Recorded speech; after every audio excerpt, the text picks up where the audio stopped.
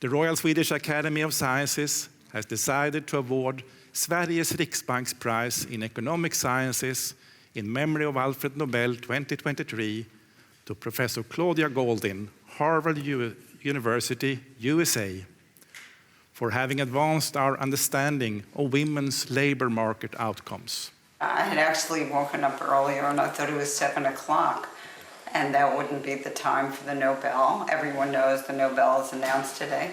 So I was ready to wake up and ask Larry to look up who won. I work on long-term change in economic history, in particular the evolution of women's economic role and where we are today, and the fact that there's been enormous change and yet there are still large differences between women and men in terms of what they do, how they're remunerated, and so on. And the question is, why is this the case? And that's what the work is about. Thanks to Professor Goldin's groundbreaking research, we know much more about the underlying factors driving women's labor market outcomes, and which barriers may need to be addressed in the future. While the gender gap in earnings did close substantially over the last 200 years, she shows us that this process was both slow and sporadic, punctuated by some periods of sharp change, like in the 1830s and 40s and the 1980s, but also long periods where the gender gap in earnings hardly closed at all.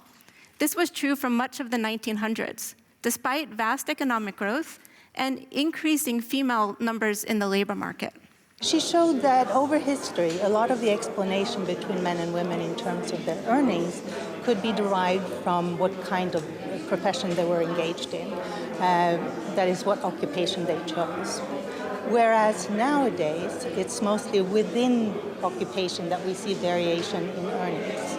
So an academic like myself could be paid less because I'm a woman than a man who's an academic with the same credentials. And she's actually studied that very thoroughly more recently. Ready?